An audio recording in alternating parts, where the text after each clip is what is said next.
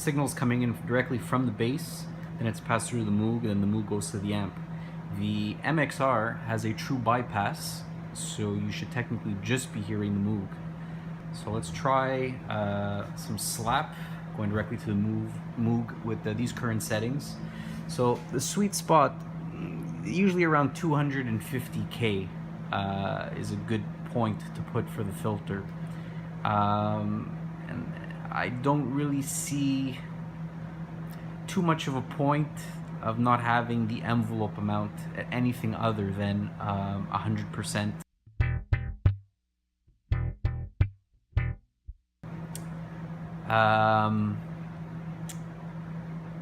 Because if you decrease the envelope amount, then what you're just hearing is a pure filtered signal, and I don't see too many applications for that. In terms of the mix, at max is fine. I don't find you have to reduce it too much because given that this is strictly a low pass filter, all the low end frequencies seem to go through all right. The MXR, on the other hand, from what I can hear, I haven't checked this up formally, but I'm pretty sure this is a combination of a low pass and a high pass filter. And that would most probably explain the presence of the dry control. So you can mix in the Foley effect and the dry signal, because if the filter is engaging too much of the high pass portion, you can dial in the original bass signal, so you still have a lot of low end. So I'm pretty sure that there's some high pass circuitry in here. So let's just hear the current settings of the Moog.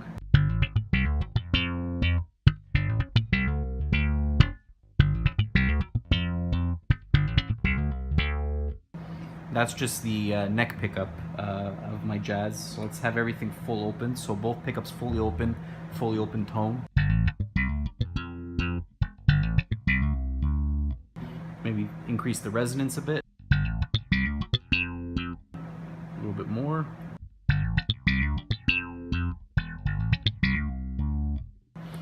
Right now it's in 2-pull mode. Let's go to 4-pull.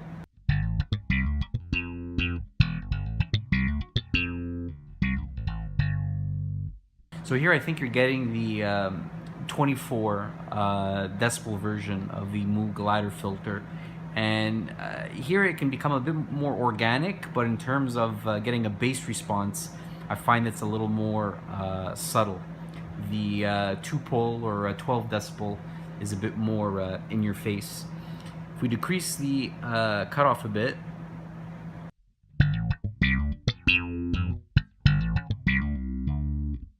so you get a bit more quacky, so to speak. And right now we're mixed in only halfway. So if I was to fully engage the full effect path,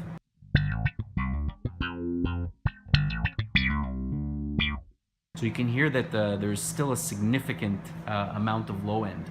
So really the only purpose of using the mix in this instance would be to just kind of, obviously, you know, for what it's really there in your face for, is really just to reduce the effect. So you're not really using it to preserve a low end, because the low end is there no matter what. The only thing one of the things I don't like about the Moog is the decay amounts. You can't really control the decay amount. The only thing you can control is, from what I can hear, is the attack. So now we're using a smooth. And then if we would change this to fast,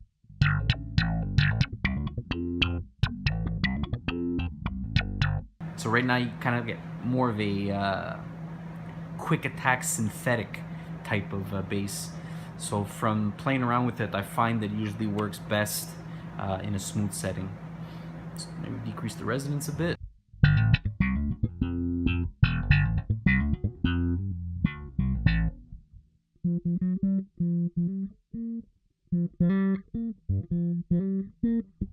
So going into this area, obviously the more resonance you're going to reduce, you're going to get a lot less of the envelope effect.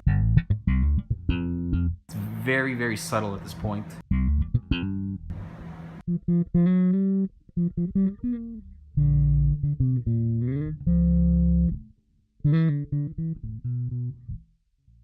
Bring up the cutoff a bit. And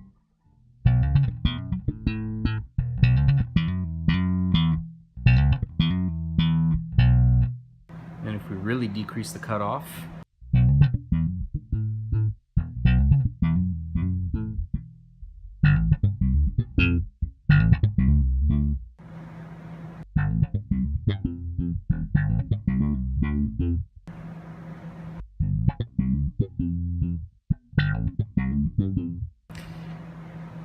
if you start to really crank the resonance, obviously you'll get some self-oscillation up to a certain point, depending on also on what cutoff frequency values you use. But what I find is that it starts to bubble a bit.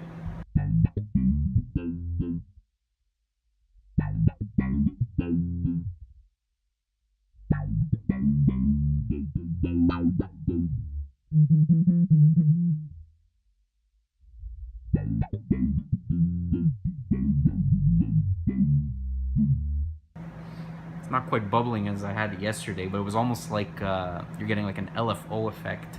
If I increase the drive a bit.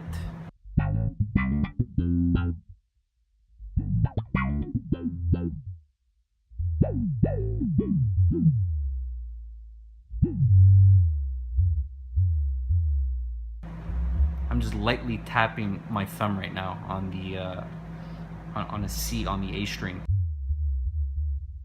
So we're getting like some almost drum and bass synthetic effects.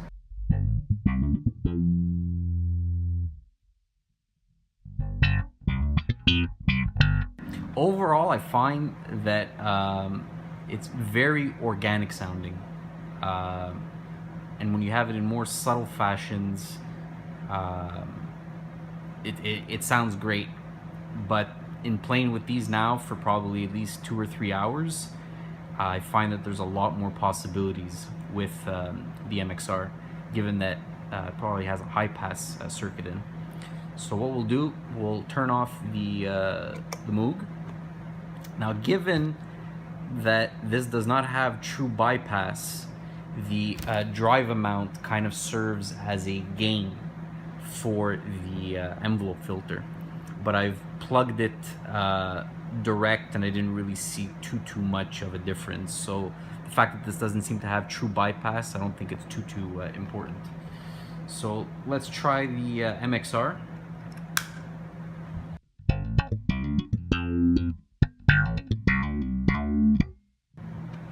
Now, I don't know if you can see this in the camera.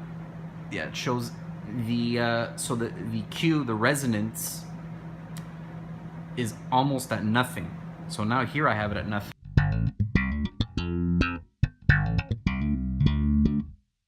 But it still has a resonant characteristic to it. I have the sensitivity cranked up all the way, and I found that that was necessary to really engage it in most instances. Because if I go to a finger style, I find you have to really grind into it in order for it to get engaged. So let's try. I'm just gonna play by the bridge pickup.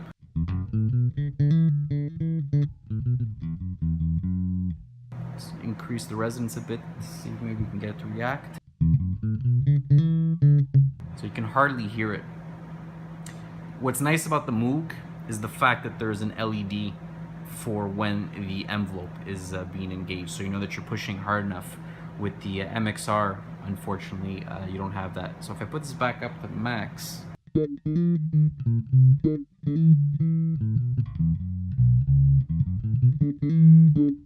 and you should be hearing plenty of low end. If I dial out the dry signal and we just hear the effect, increase the resonance.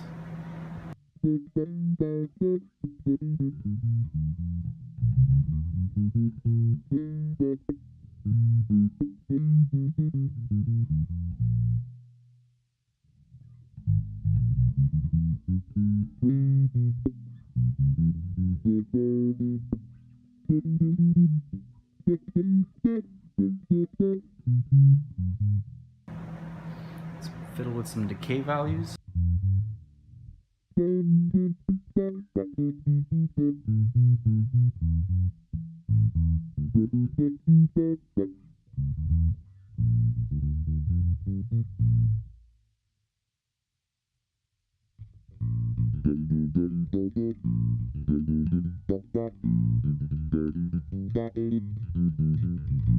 Almost getting like a talk box effect.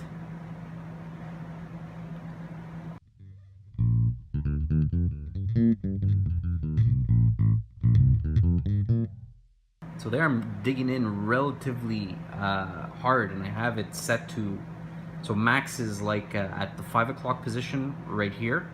So here I have it like, I don't know, it's at least 75%, and still.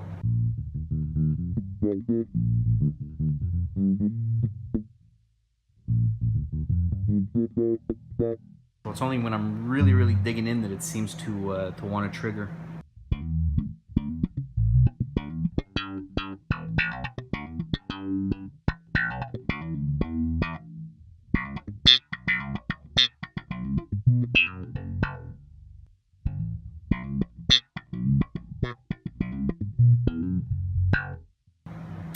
Extremely resonant, and you'll probably notice there very little low end, so just to compensate, that's what's great about this right here. Dial up the dry.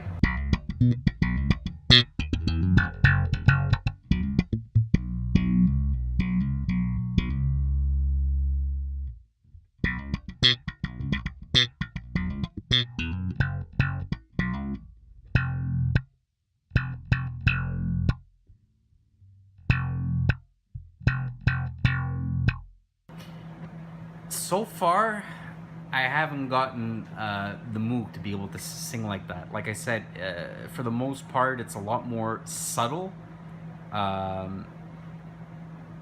bit more organic, but I find that there's less possibilities, less flexibility in what it can do. And again, that's probably because it's just limited to being a low-pass filter. Still an amazing to be used as an envelope filter.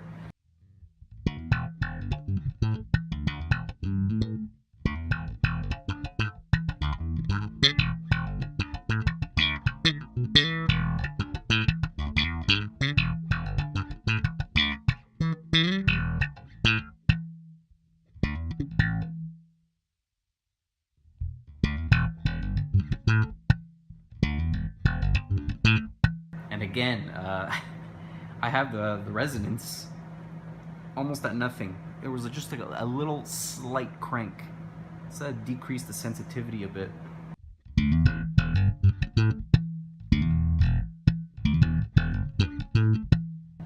So you can still kind of hear it pop a bit. Let's increase the resonance, decrease the sensitivity a bit more.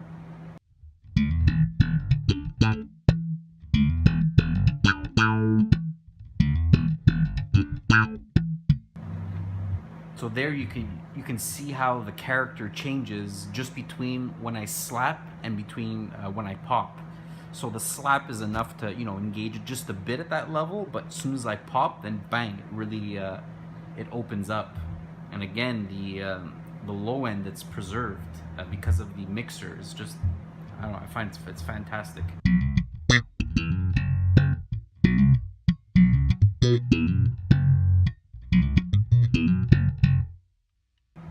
I'm gonna go just for the neck pickup.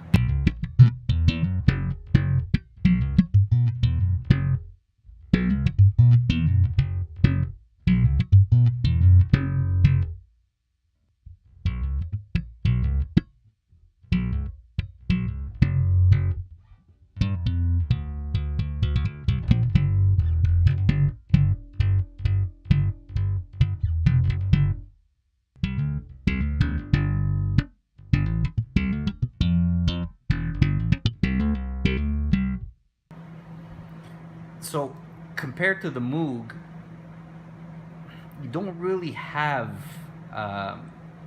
some type of control for the attack.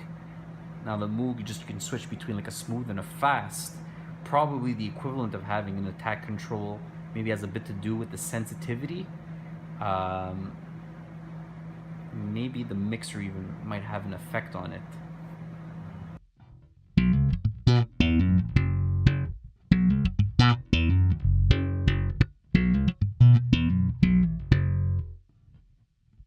Let's try just the bridge pickup.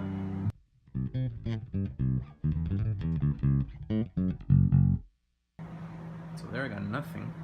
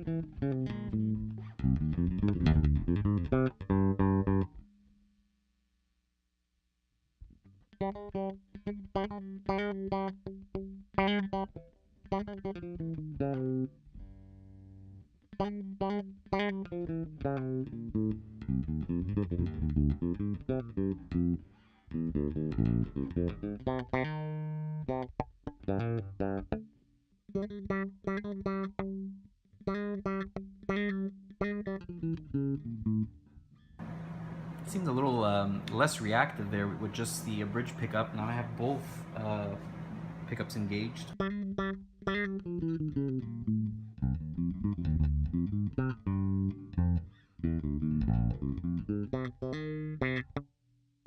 There it seems to be reacting a bit more subtly. Might be the decay doing that.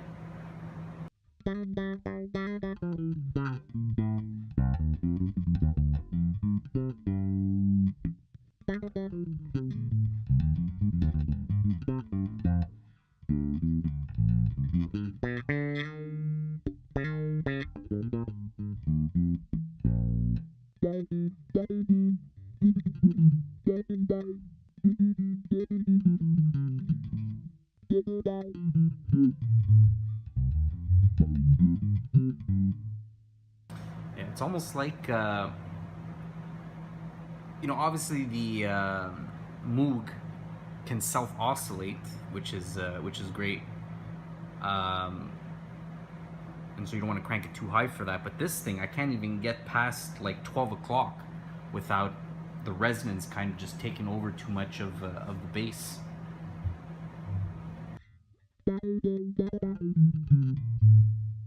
Just right there, you're hitting these humongous bass resonant frequencies.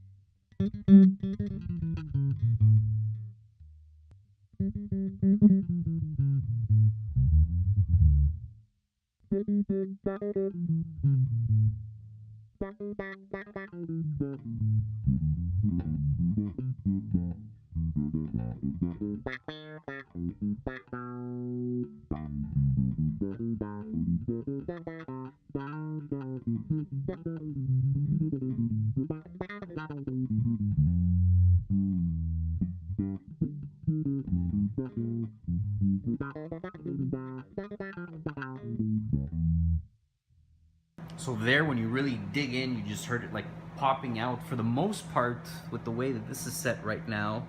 So again, with like hardly any resonance, full sensitivity, you know, a little bit of a decay. It sounds filtered for the most part, kind of like what the Moog was doing, but then you're able to get these popping bursts. And again, this is with both pickups wide open.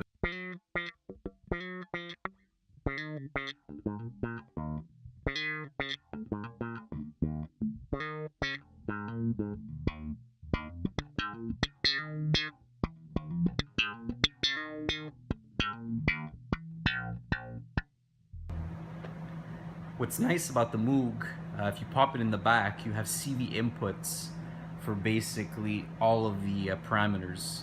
Now, most probably for the purposes of using as like a bass filter envelope, you want maybe an expression pedal for the filter and the resonance amounts. These two, I don't know, in most circumstances you're not going to touch too much. But you know, that just gives you, you know, it's like a third hand. So you don't have to constantly make these start and stops. But even with that, don't know how much more character it would add maybe get a bit more of a wah-wah effect, because you're manipulating patterns in real time as you play. But I don't know. I find this MXR, there's just so many more possibilities, and a hell of a lot cheaper too. This is 185 Canadian, and this right here is 385 Canadian.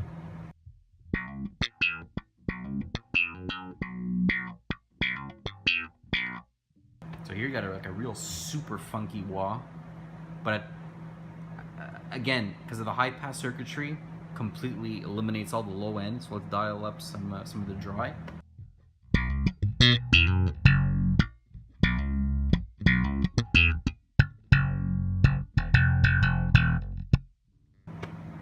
Great sound. Okay, let's fiddle with both.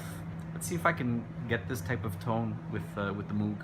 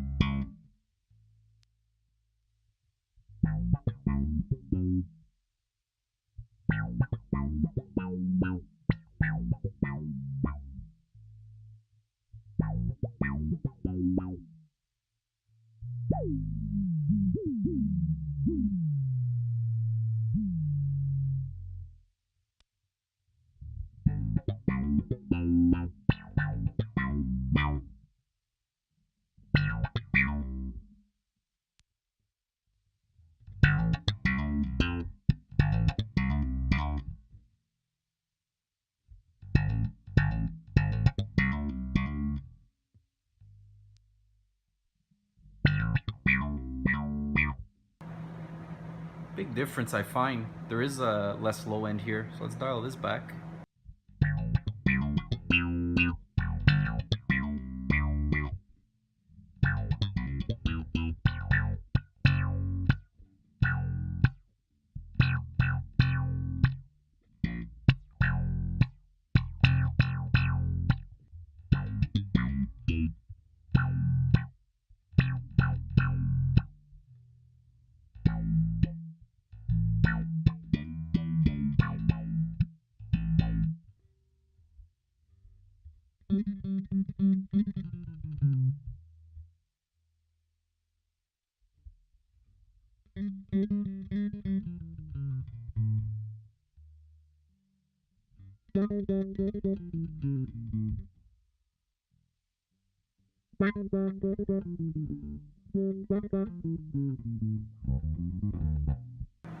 Ideally, I want to keep both, but I'm trying to limit myself here to one.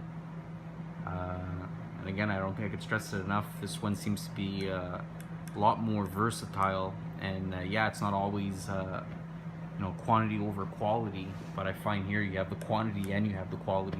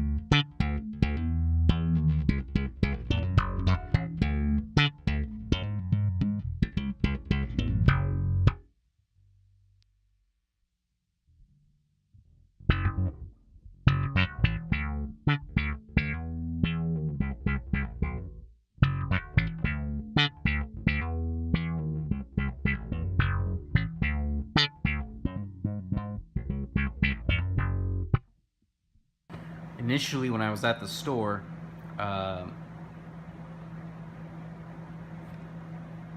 like the Moog, loved it right away, and this was all before engaging this one.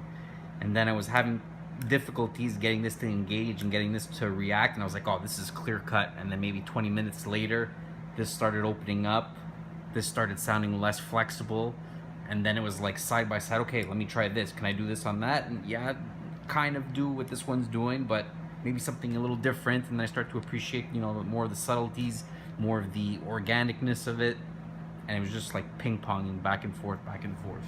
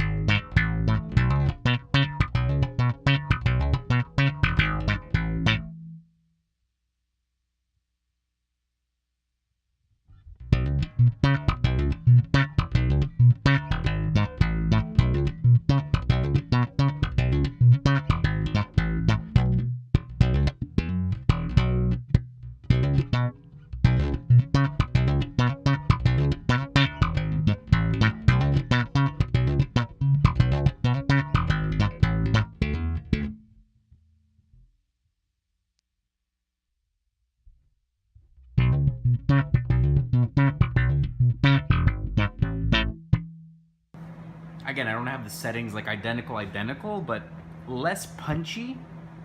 You know, not as funky as what I had, but still, it still has a beautiful character to it.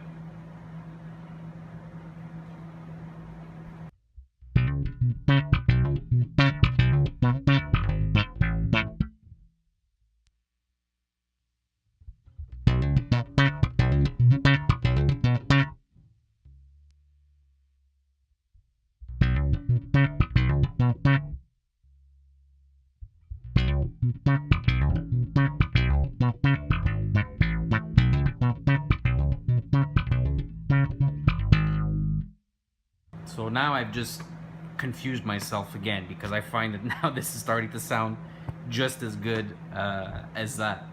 And that's with just, you know, a couple of little resonance and filter tweaks.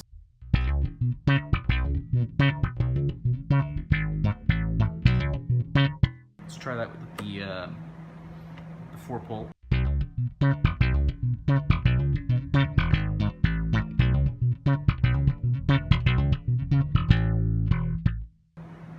See how it's a lot subtle?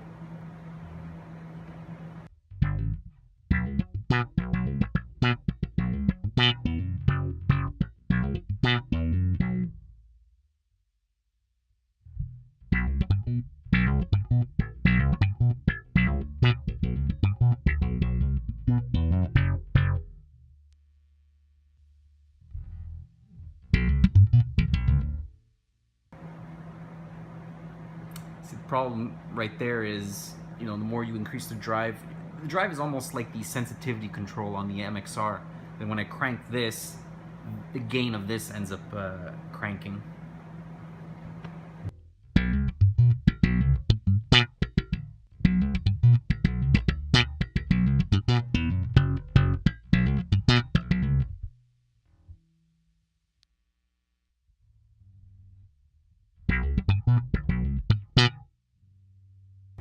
So now, just going back to this, like now I'm liking this a bit more.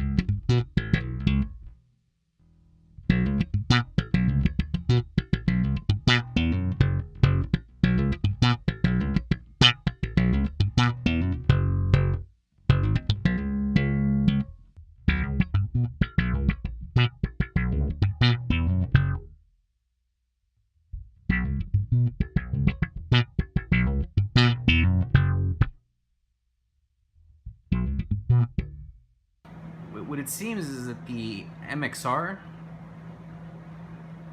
as soon as you start to increase the resonance, you kind of like get too much low-end resonant bursts. When you crank the resonance on the Moog, not necessarily more subtle, but you don't get that overly emphasized low-end boom. You seem to be able to control that more still while getting a quack out of the resonance.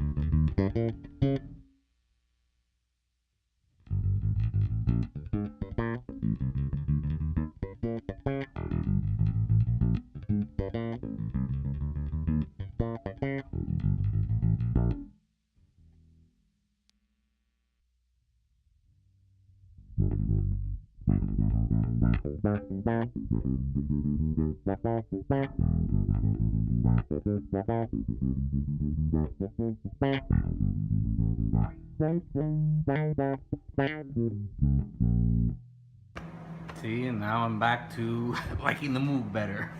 But again, it's like, I think either way, at the end of the day, yeah, it's a question of taste and preference and all. But if you were randomly given either of these, you'd probably be more than happy.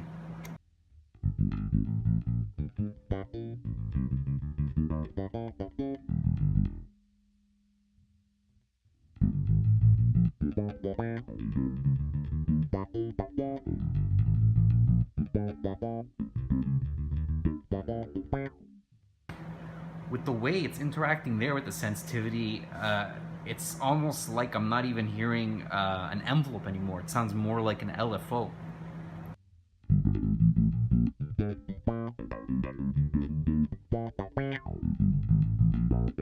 Hear the way it's sweeping up and down like that?